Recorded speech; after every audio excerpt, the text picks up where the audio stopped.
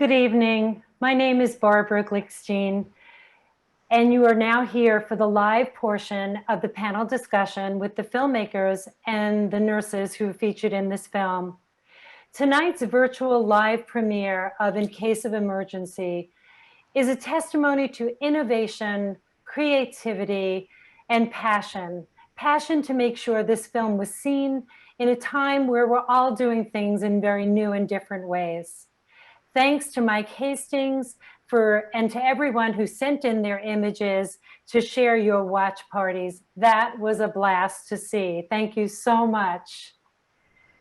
So 8,500 people logged on to screen the film, representing 50 states, the District of Columbia, and countries from all over the globe. We are all on the red carpet together tonight. So congratulations to all of you. I hope you have on your best outfits, or maybe your sweats that you've been living in for months now. Regardless, you're on the red carpet with all of us tonight. And I have a news scoop.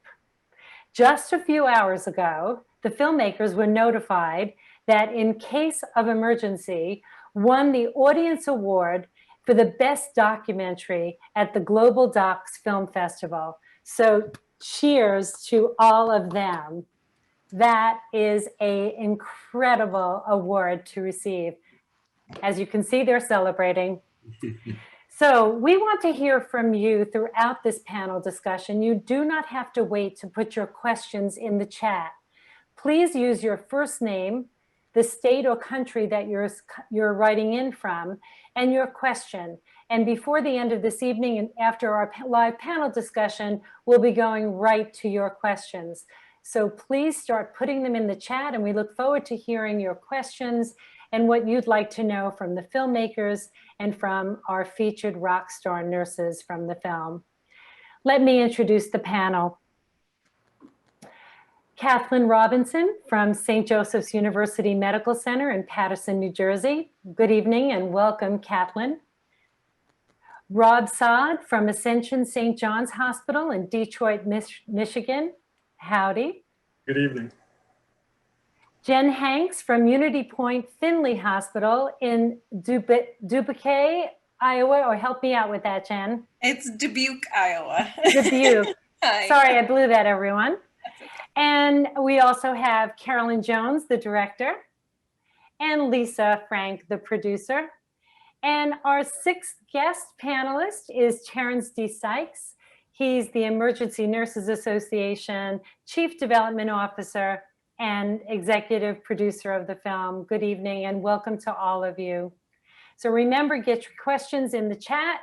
We'll be hearing from you shortly, but now it's my turn to talk to these amazing people about this incredible film. Just an incredible, incredible evening of watching a film that moved us deeply, that woke us to some ideas that we need to be thinking about, and conversations that we must have both tonight and with our neighbors, friends, and our family members. So Kathleen, I'd like to start with you. And if I can, I wanted to ask you, what was it like to be followed for months and months, and then they came back and followed you again just a few months ago by this incredible film crew as they featured you in the film In Case of Emergency? Tell us what that was like, and how did it make you feel to represent the emergency nurses in our country? Well, it's a real privilege to have Carolyn, Lisa, and Yaka come and follow anybody in any emergency department. We were all lucky to have them with us. And what I found kind of amazing is that despite the fact that, they were with us, most of us, and I would say particularly myself, we all just sort of felt like it was pretty natural. It was okay. I think most of us kind of forgot they were there until Carolyn would ask you some really pointed and interesting and thought-provoking questions. And then you would sort of sit back and think about, okay, how do I answer this? What do I really feel? What is really true? And so that's quite an experience to be present with their team. And as an emergency nurse, I feel very honored that I was a part of this film. I can say no less than that. It's an honor, and I just hope that I have been able to portray what I do, but also that I hope that every emergency nurse that is across the country or the world can see a little bit of themselves in what we all demonstrated and showed through Carolyn's film. I hope they can all identify with us, because I think that's what we're trying to do, is show who they are too. We had a snippet of some of your family in part of the film, as well as a number of very moving moments on your front stoop and in your car. How did that feel to bring your family and your personal life into the film, as well as your professional life? Well, I think that Carolyn's very protective. I don't think she ever really put me in a situation where I didn't feel that my family would be protected. And so it was very safe to have her with me. It was fine. I have to admit, I realized how different I looked from before COVID hit until when COVID was present. I looked so different, and I think it was almost alarming to me to see that. But it felt safe to have her there too, because I think she needed to be able to see what it was really like to be home and to be moving through and working through something. Thank you, Kathleen. I'm going to move to you, Rob Saad, and welcome you this evening and the incredible role that you play yourself in this film, as everyone does. And I want to bring you back to that scene that we got to see, where you were immediately triaging and taking care of Alex, the young man who was suffering from a gunshot wound. And in those moments, in addition to seeing every skill, every scholarship, every knowledge base that you carry as an emergency room nurse, your presence and relationship with that young man deeply moved me. And I'm wondering if you can bring us to that moment and share what that moment was like, because I have a sense you nurse that way every day. Share with us, where were you and how did that happen, where his pain and his fear of dying and his concern to not see his child again, and what you did was just so beautiful. Thank you, Barbara. First, it's really a pleasure to be here. I think the work Caroline and Lisa that they have done to get the nurse's perception on what goes on a trauma unit is very important. For Alex, he was very worried, as you can see in the documentary, when he did come in. But something that we do in a nursing department on a daily basis is we try to take that anxiety and stress away for patients. And it comes kind of naturally because it all starts with a conversation. If we can relate to that person in some way, they can always find that trust and that rapport with the nurse to put their lives in that person's hands. It was very easy for me to get along with Alex. I have children myself. My tenor and the dynamic of my conversation with him was very just down to earth, reasonable, because in the end, that's really what patients want to see. They want to see that you're a human being as well, and they want to see that they can trust what you're doing to them. I had a chance to meet him a couple months later. Caroline and Lisa gave me the privilege and the pleasure to meet him and his daughter and his family, and just remarkable people. And knowing that I didn't only change his life, but I kind of changed the whole family's lives a little bit, that brought happiness to me. So Rob, that's very unusual for emergency department nurses to see someone after they leave the emergency department. And that's such an incredible story that you shared with us. What's it like to never know sometimes what happens after you have got someone in good enough shape? They leave the ED maybe to be admitted or go home, to have this chance to actually meet him and speak with him and his family. It was absolutely remarkable.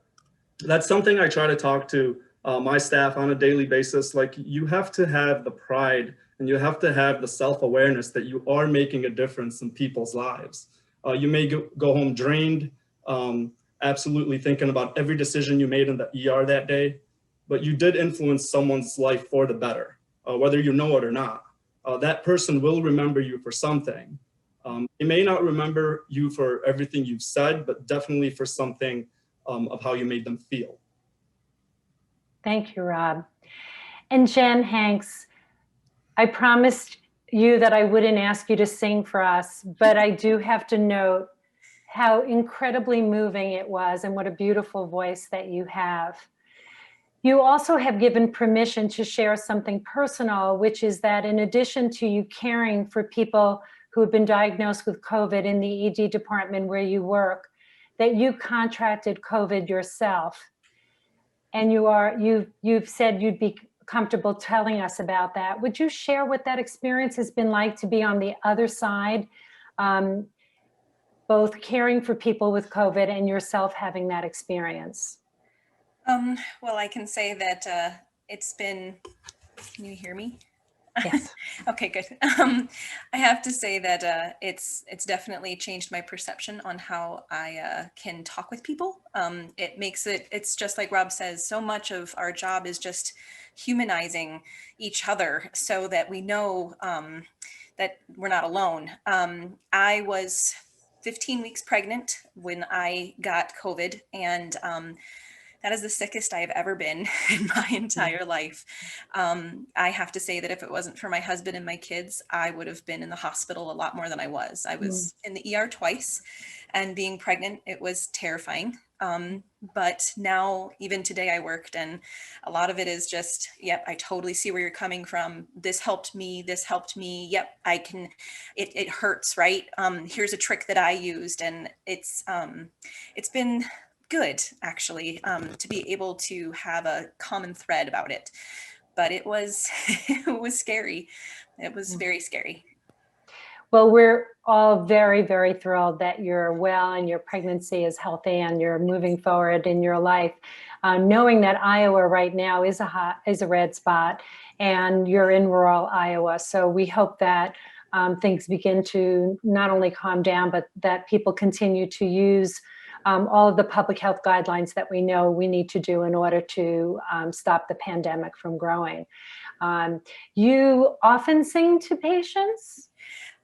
Truthfully, I use my voice as a tool. I don't like to hear myself, but I know that it's comforting to kids and the elderly and people who are just, it's just like Rob said, it's just another way to kind of just connect with people. I sing a lot of Christmas carols. I sing a lot of old country.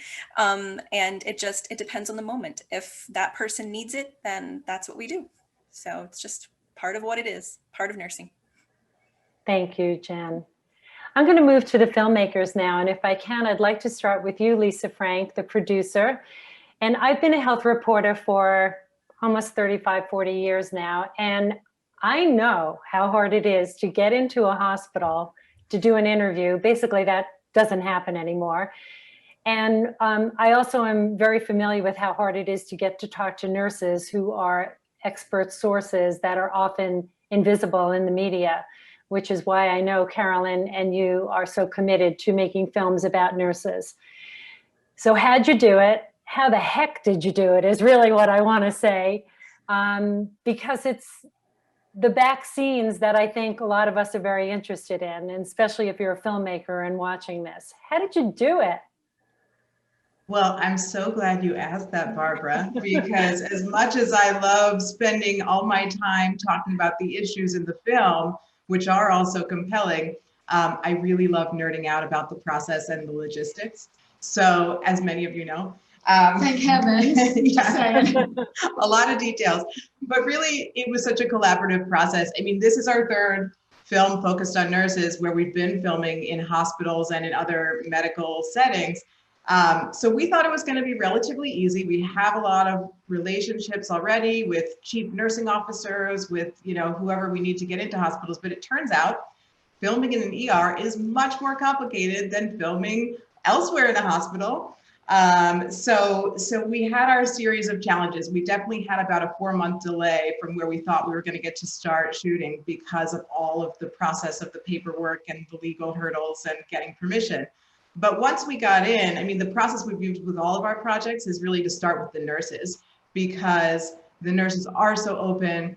They're also wonderful bridges to the patients. So once we had the permission from patients to include them, it was very easy to just sort of latch ourselves onto the nurses, have them be that bridge, make that connection, have that personal connection that they've all been talking about, and then just sort of follow from there. So we've always we've found that that's our way in, is through the nurses, and that continues to work with all of our projects. But yeah, the sort of legal logistical complications to get started were a big hurdle to overcome, but thank goodness for the hospitals that stuck with us. And that helicopter ride, was that an easy one to get going, or how was that one on the scale of 1 to 10? Don't even go there. I shouldn't go there. That'll just won't. stay between us. Yeah. Okay, I won't go there. I'll take that question back. I'm going to get to you in just a moment, Carolyn Jones, our director of this amazing film. And I'd like to go to Terrence Scott and ask you, I learned that about 3 years ago, there was a phone call with you and Carolyn and Lisa, where a little seed was planted about this idea that you had to do something to help the public and everyone, policymakers, elected officials, better understand the emergency department nurse.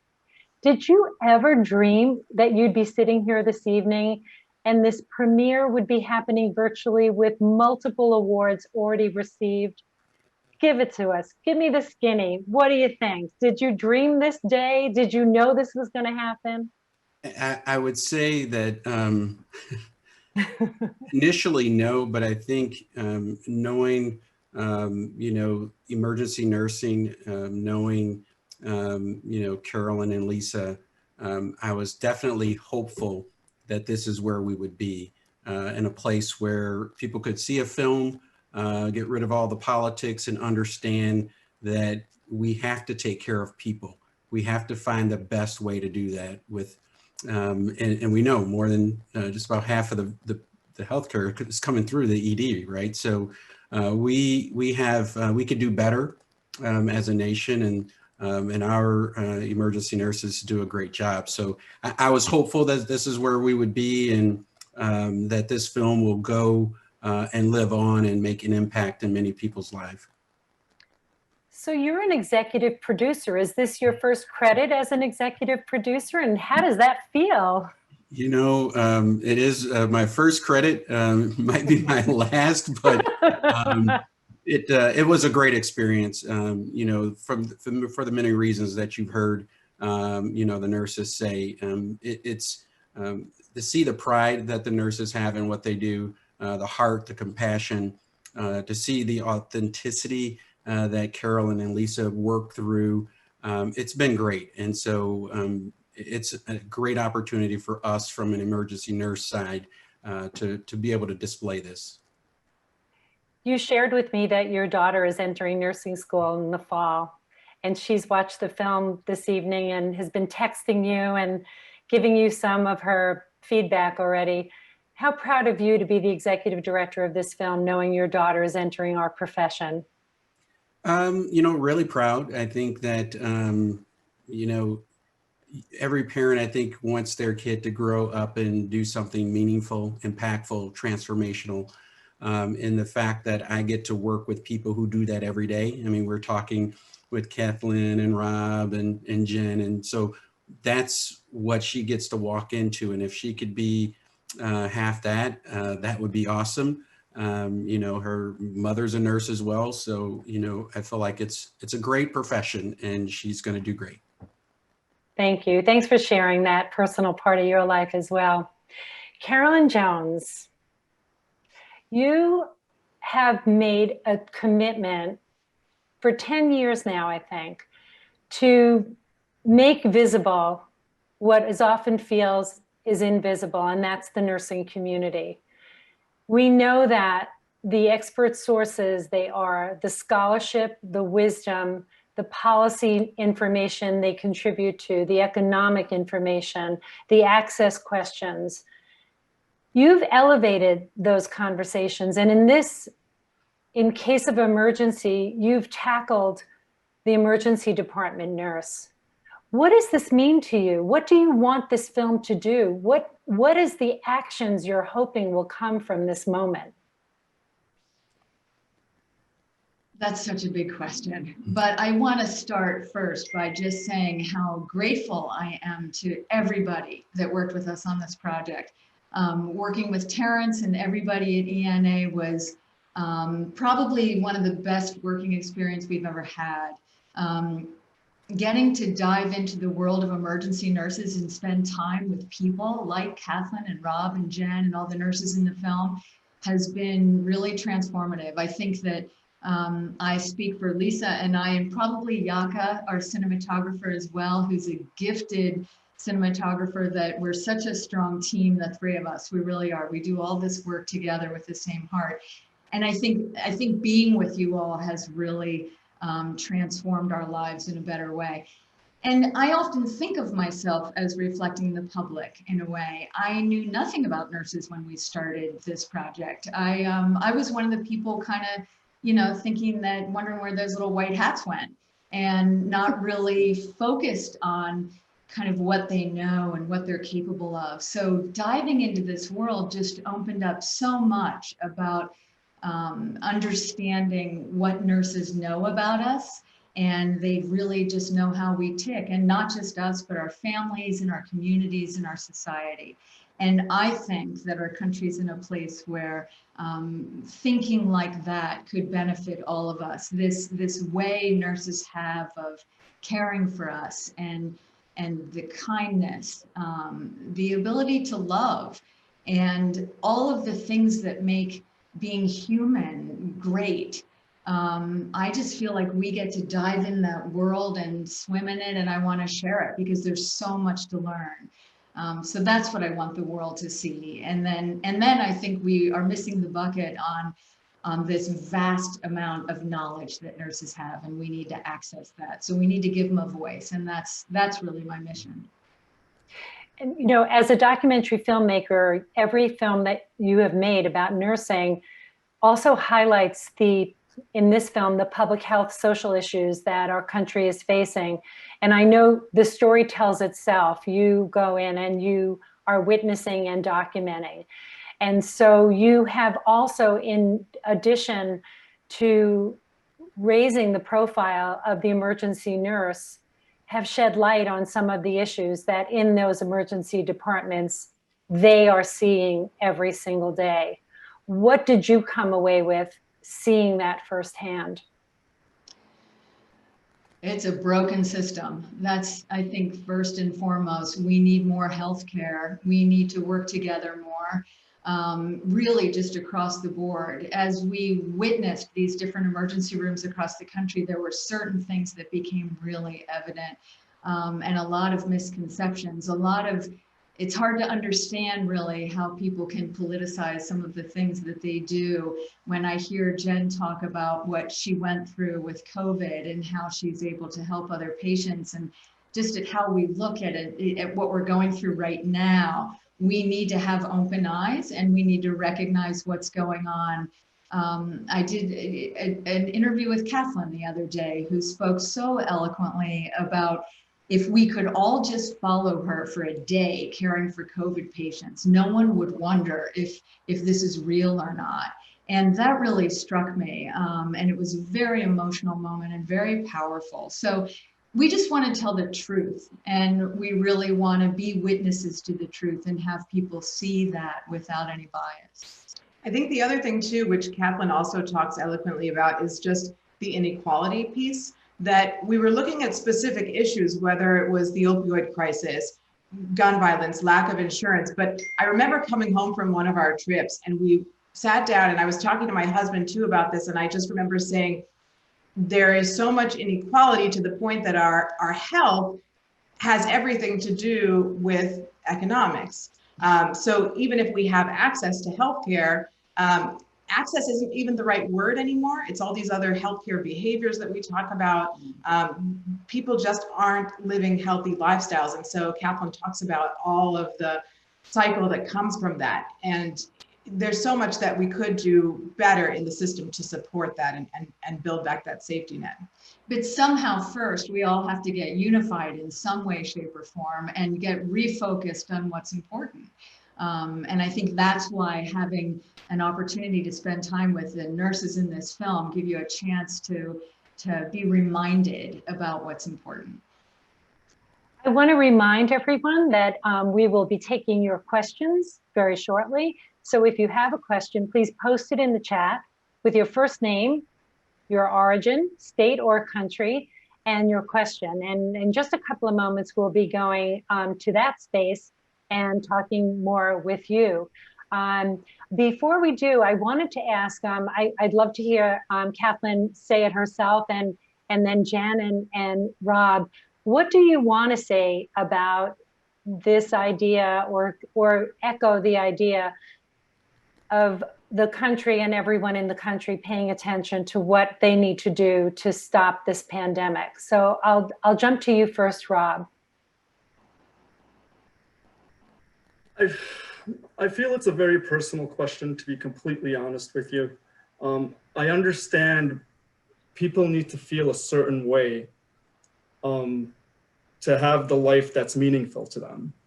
And whether telling someone to wear a mask or not wear a mask, I think is beyond the question, to be completely honest with you. I think it's a humanity question, right? Do we care about each other or do we not? And I think if you can simplify it enough, if you can relate it to a person or their family and then go and have them make a decision from there, I think the answer is fairly obvious that people do really want to protect each other. I don't think there's room for politics in healthcare, to be completely honest. But I think if we can relate it back to patient-centered care and what's important to that patient and their families, I think the answer for that individual will be fairly honest and reasonable. All right, thank you. Kathleen?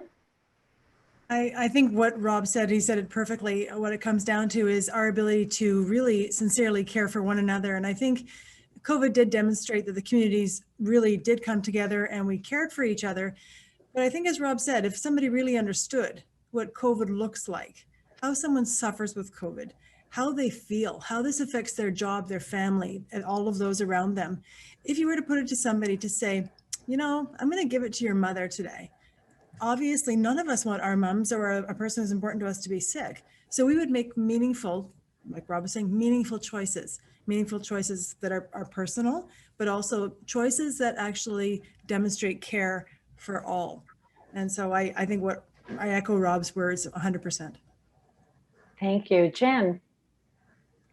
They have summed it up beautifully. I think here in the Midwest, at least in Iowa, we are a red area now, a red zone for COVID. And before, it was very difficult for people to kind of put a face to it.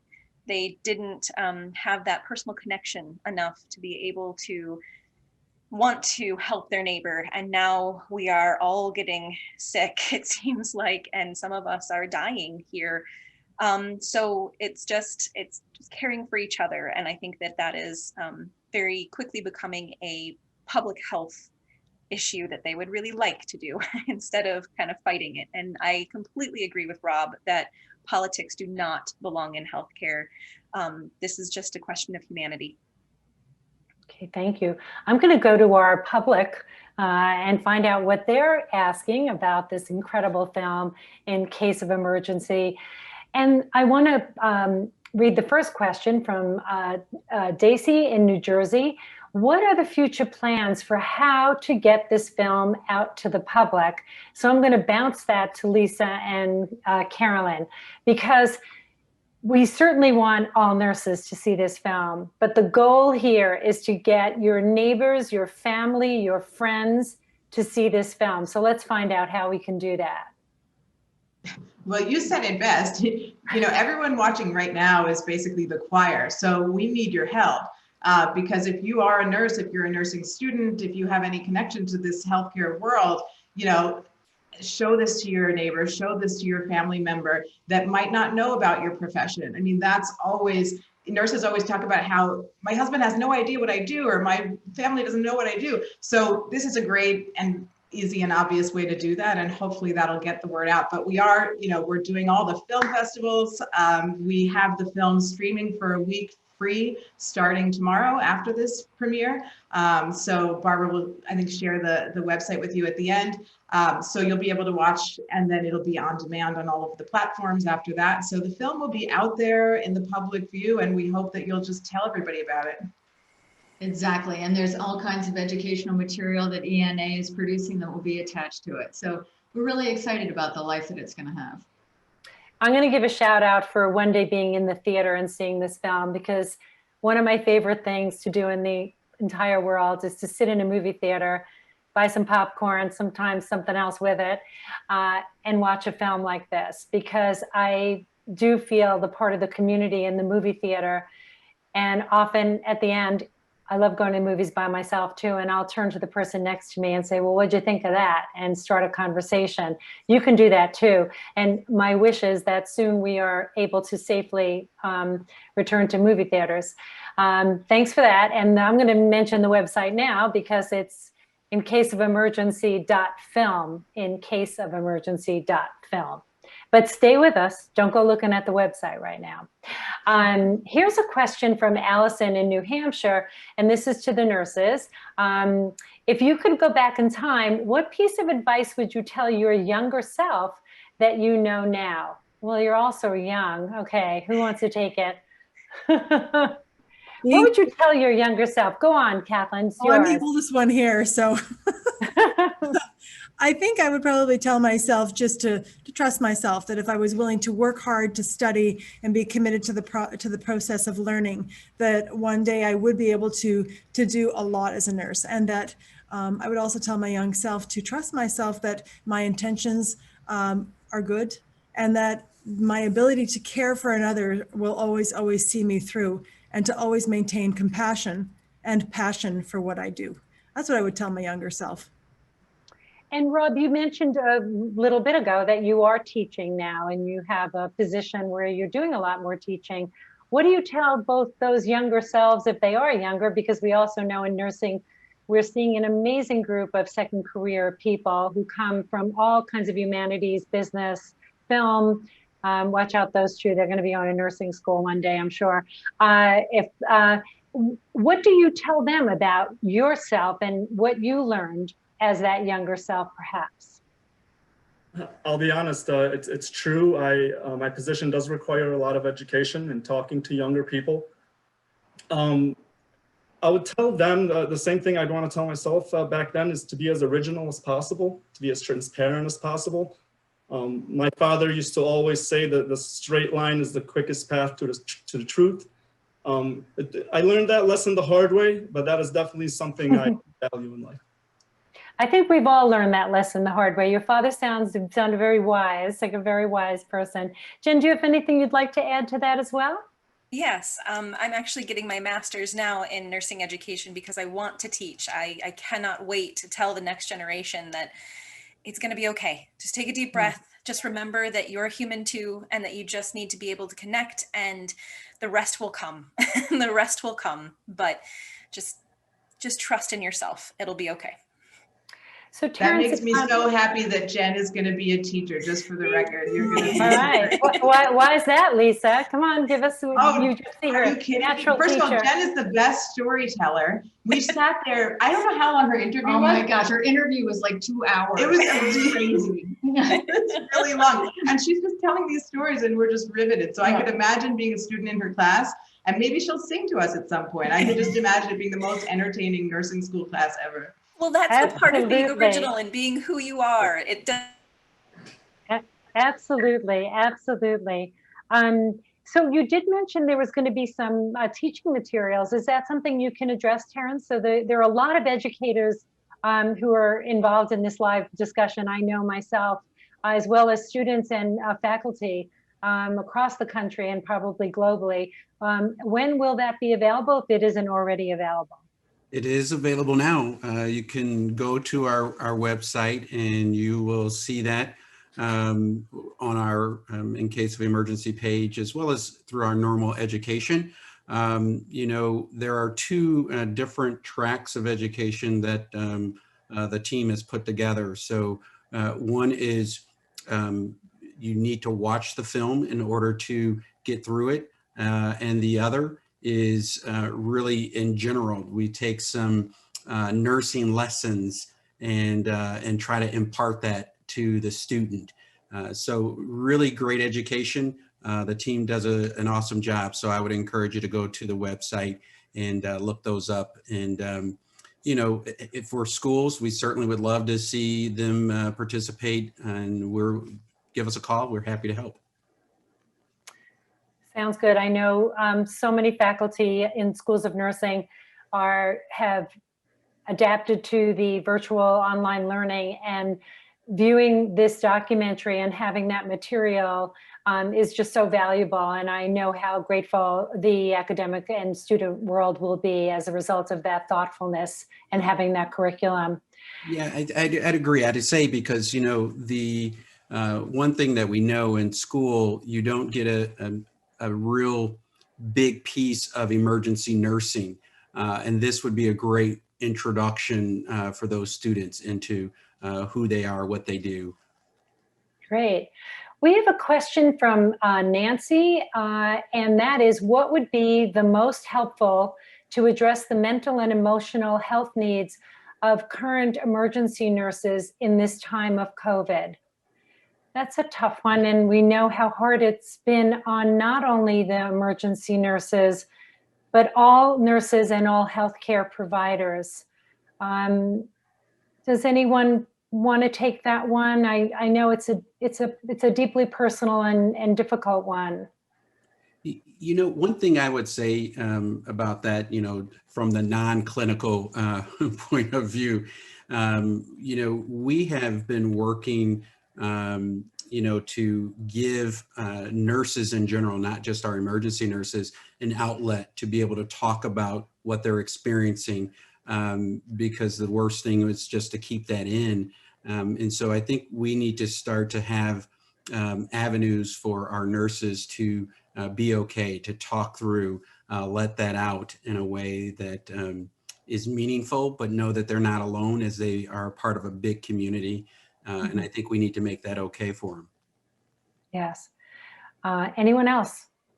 Another piece that I would say is, as we're hitting the COVID hardcore right now, is taking a break and taking a moment, taking a breath for yourself, realizing that it's okay to put yourself on that priority list. It's not just about your patients and your family and your community. I think the other thing too, to tack on to Jen, is nurses don't take very good care of themselves. We tend to take care of the rest of the world, and we put ourselves last. And nurses need to remember that there are others out there who will care for us, and that there are resources available, like Terrence was saying, that there's nothing wrong with going and sitting down and talking to somebody about your experiences and how you're feeling. It's not a sign of weakness, it is a sign of self-care. And I would strongly encourage all nurses to take advantage of the opportunities that either their workplaces are providing for them, or go find a friend and go for coffee and just talk it out. And don't keep it to oneself, for sure. Absolutely agree. There has been a number of articles written by people in the mental health field talking about this issue and about how it relates to stigma, not only for our healthcare community, but for all people who are struggling either with depression, anxiety, a sense of loss, tremendous grief with this numbers of people who have died in our country. And I just want to reiterate that getting help for a mental health issue is health, and it's healthy to do that. And sometimes we all need to do that, or we need at different times in our life to do that. And if you're feeling that way, please seek out some help. Don't suffer alone with that sense of deep despair or depression or anxiety, because there's very good reasons for you to have those experiences and those emotions and feelings right now. I want to move on to a question from Gwen in Maryland, and she wants to know, would you recommend your job to a high school student who wants to go into this career? I'm hoping Gwen is that high school student who put that question out there.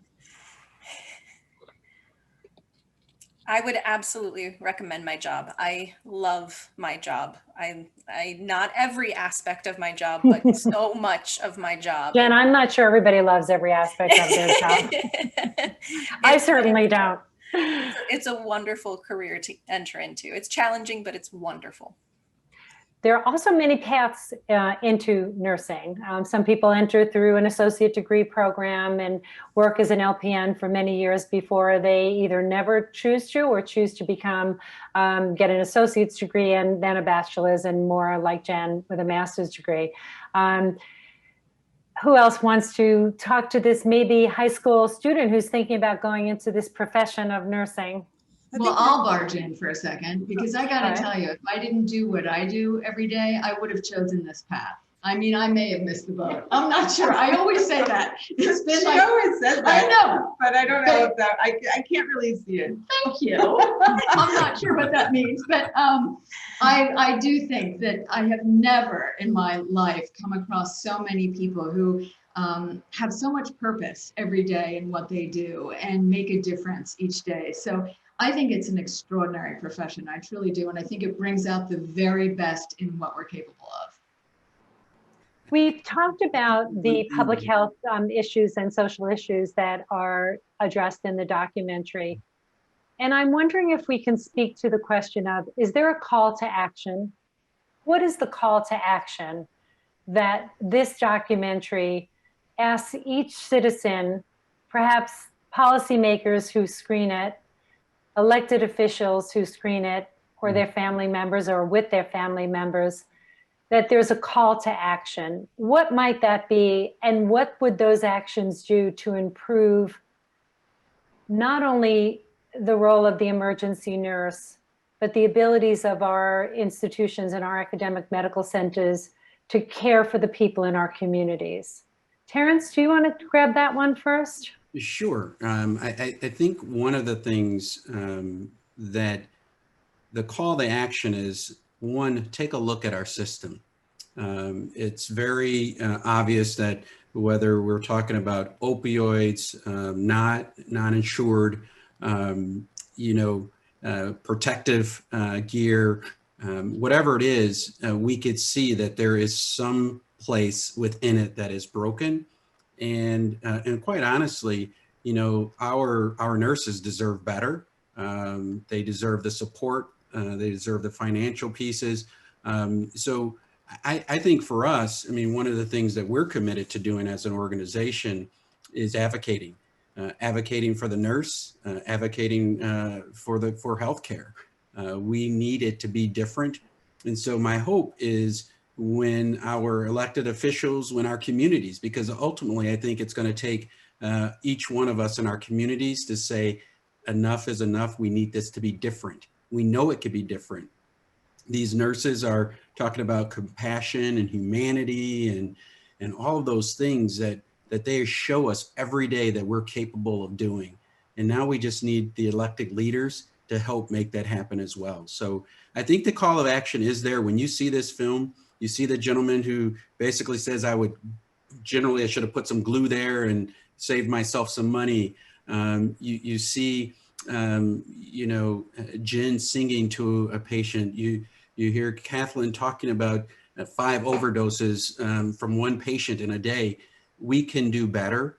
And if we want this beautiful planet to keep around for our kids and grandkids, it has to be. Absolutely. What's the call to action for you as the filmmakers? I know you make your film, it's a documentary, it's based on truth, and it's not your job to set the policy or get the elected officials in the theater or in front of the screen. But do you have a wish for that call to action? We do, but I have to say that Terrence the 3 of us must have talked about all of this a lot, because Terrence really echoes, I think, what we really believe with all of our heart, and is the driving force behind this film, is to get involved and that we can do better. And so right now we want people to vote, no matter what your beliefs are, which way you're going, but to get involved and understand, how to make it better. And really, I agree, Terrence said it great, but we ask a lot of our emergency nurses, and we ask a lot of our emergency departments, and we ask that of them because people have nowhere else to go. And if there were one thing that we learned from going across this country and seeing patients in hospital systems in different states handle things differently, right?